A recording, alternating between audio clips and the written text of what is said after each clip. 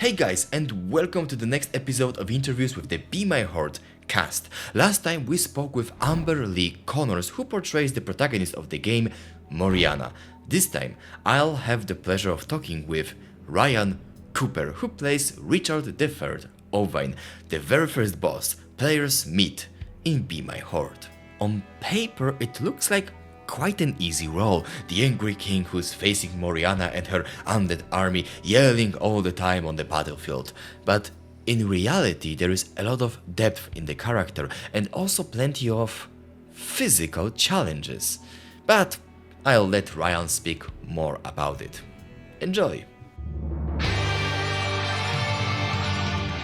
And here we are, Ryan Cooper is already with me in my, let's say, virtual studio. So, hi Ryan, how are you today? I'm very well. I'm all the better for speaking to you again, Łukasz. Yep, good to talk to you. You're one of the very few people that can pronounce my name very well. It's like most of the people just go with Lucas, so thank you so much for that. I'm a pro. So, Ryan, of course we are here to talk about King Richard III Ovine, so the character you're playing in Be My Horde. But before we'll get to our chubby royal, I want to speak a little bit about you. You've already played numerous roles in various video games, and so I'm curious, what draws you to acting in this medium? I think that, like a lot of people, video games are a big part of my youth growing up.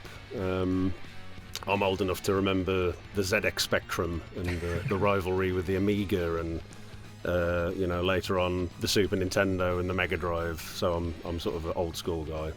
I think that in not a very long time at all, it's kind of matured into this very prominent medium of storytelling, which for someone like me as an indie voice actor is the perfect launch pad to get into it, more so than films or animations or anything like that. I think with indie games there's this very nimble quality to them. You can sort of go in, play a few characters, come out, go on to the next one, so it's very accessible, especially from the indie scene. Okay, so you're just the fan of video games. That's very cool to see, because I know that there are many great voice actors who just don't play video games. They of course play roles in it, but they are not gamers themselves. So it's great. I think that it also helps you to play these characters that you understand video games. Yeah, well, I think that's a bit weird what you just said, because that seems like there's going to be a disconnect there if you don't play the thing that you're in. If you don't understand the thing that you're in, I don't think you can quite get that connection apart from what's in your head. You know, you just go off into space and come up with your character, but you're not properly connected to the medium. So yeah, I understand. So you need to understand it, yeah. Yeah, that's right. So about Richard, our very first boss in Be My Horde you're playing, I think that you really found the perfect balance between the humor and seriousness of in Richard's character. What aspects of him resonate with you and helped you embody the role so effectively? Like, what's the common ground between you and Richard? Well, I think the first thing that I like to do with any character is try and ground him in some kind of reality. I think that the temptation with Richard was, especially with the animation style and the sort of the comedic aspects of the game, was to play him as a sort of a cartoon character, which isn't really what I like doing. I like, at the end of the day, I'm still playing a human, so I'm looking for the flaws of the character. I want to know who this guy is. I want to get to know them. I think with Richard, something I did was I was thinking, who was this guy before Moriana turned up?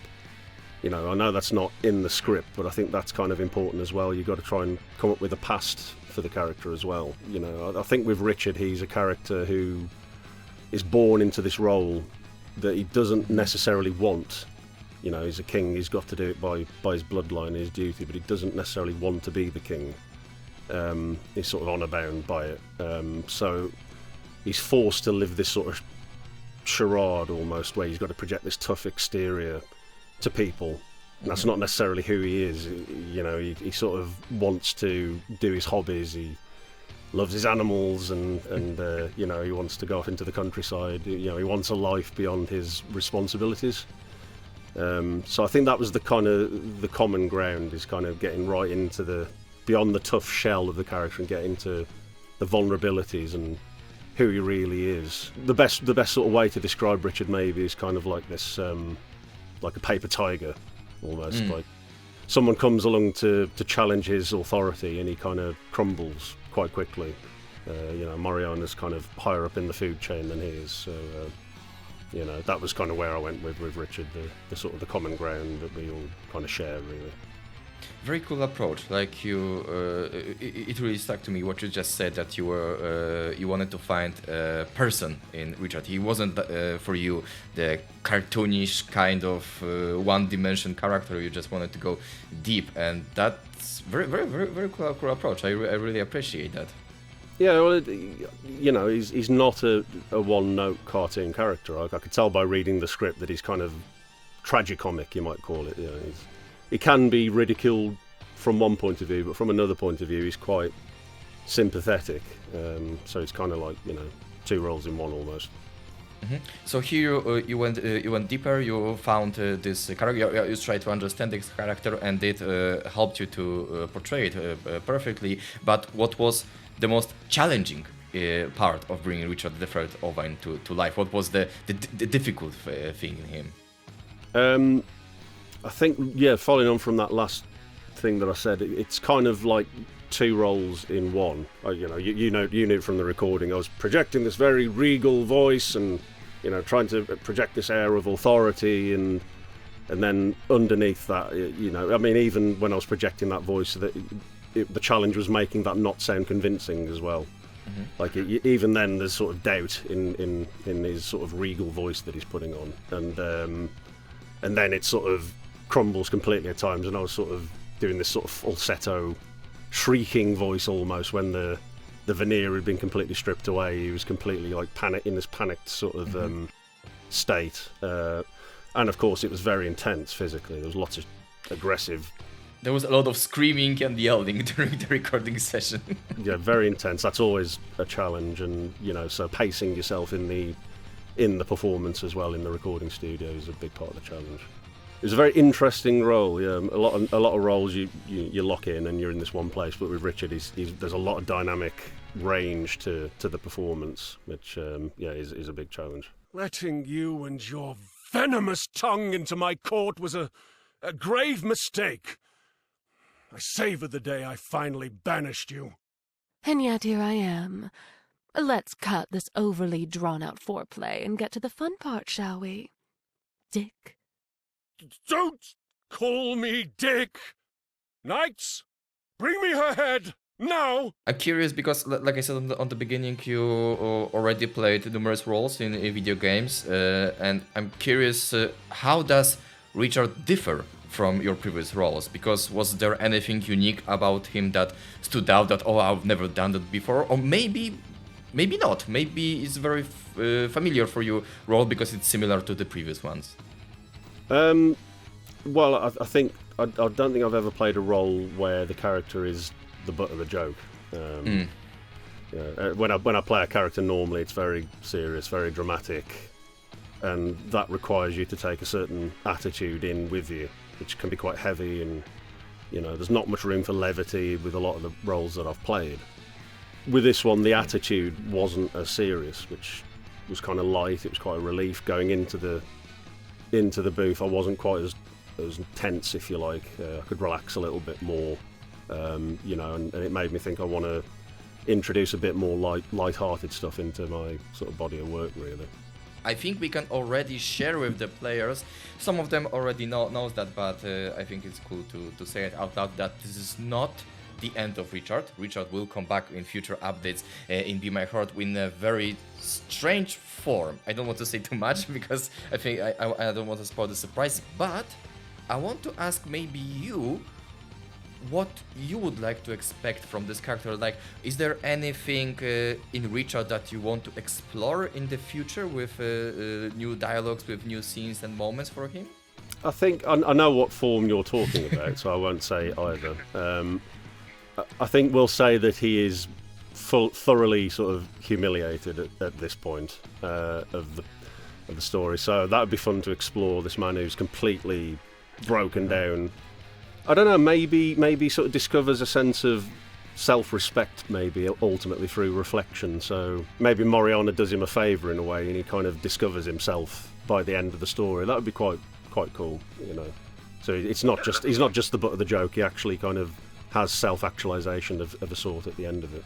I like it. I like this idea for this direction, and we'll see how much we'll explore the Richard. And at the very end, I have a kind of puzzle question that I really want to ask all members of the Be My Horde cast. I know that you're playing the very mortal king in the game, but for the moment, let's imagine that you are the necromancer in the real life, and you can resurrect one character, real or fictional, that can be your loyal minion and companion. Who would you choose? And bear with me, this is the tricky question, because this person needs to be dead, because you need to resurrect that person.